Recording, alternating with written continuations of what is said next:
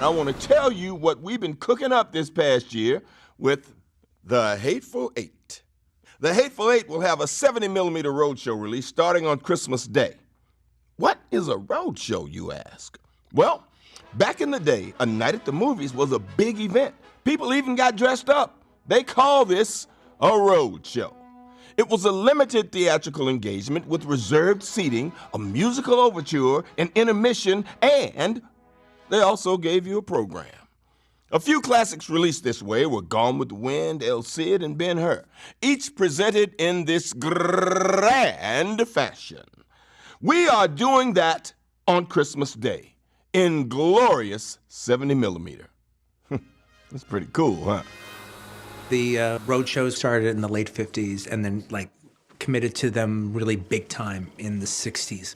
Some of them were like musicals, some of them were historical epics, other ones were like Ice Station Zebra, Battle of the Bulge, Sand Pebbles.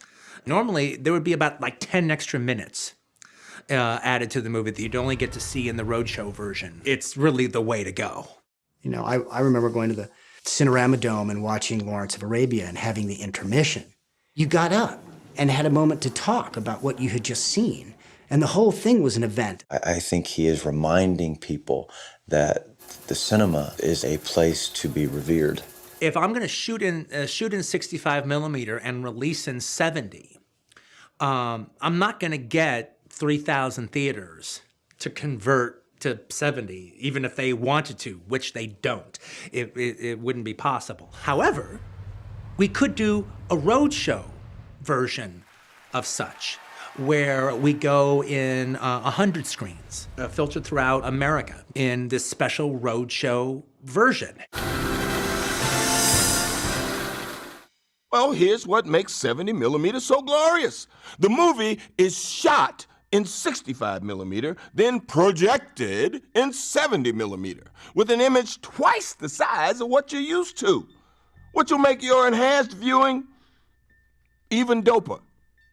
When you see the grain of 70, you see the color of 70, like the wide shot inside the barn and the close-ups of the faces. It's beautiful. We all knew we're going to tackle this. The format of 70mm lends itself to this Western landscape, the size of the frame, the width of the frame.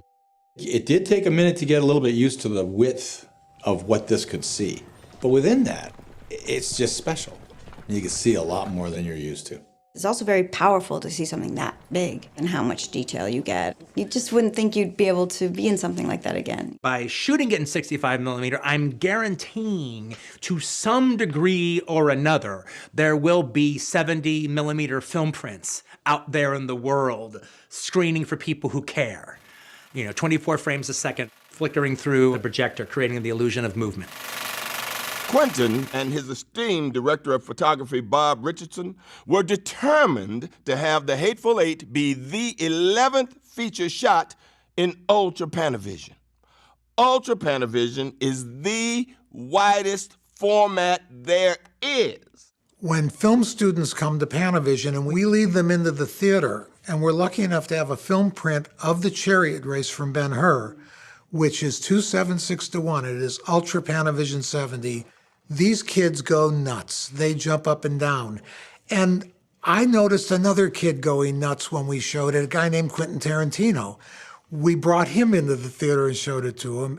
And I realized I had actually never seen Ben-Hur in its original 276 format.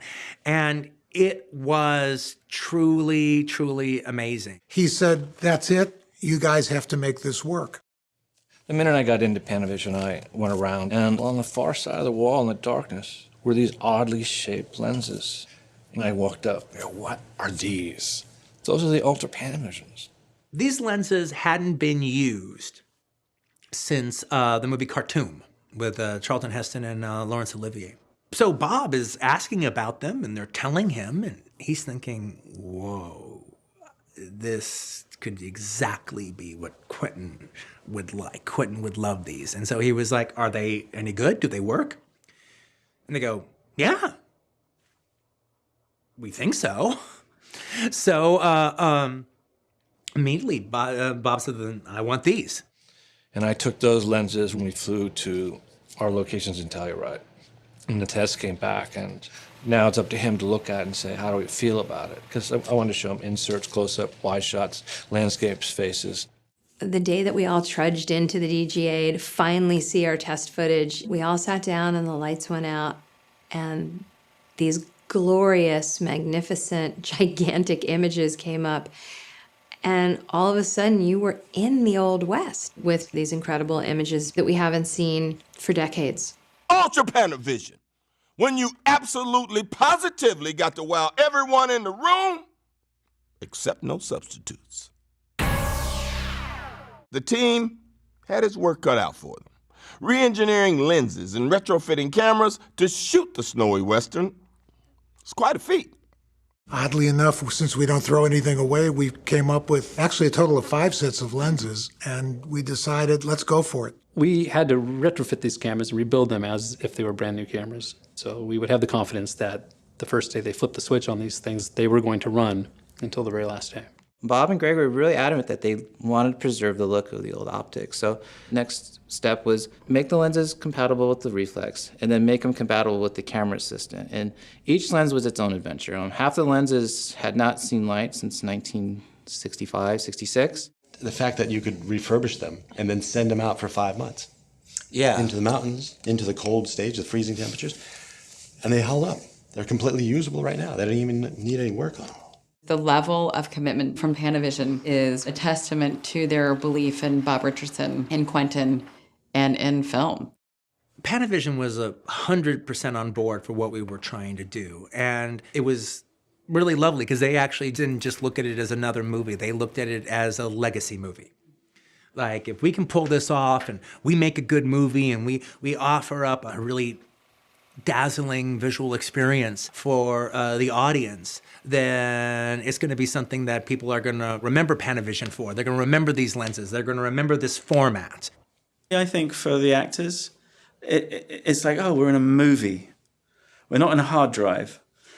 We're in a movie. Christmas, Tarantino style. Join us on the road show. Put down the turkey legs and the eggnog, put on that new Christmas sweater, and get ready to enjoy the Hateful 8 in glorious 70mm. The only present you're going to want this Christmas, if I do say so myself.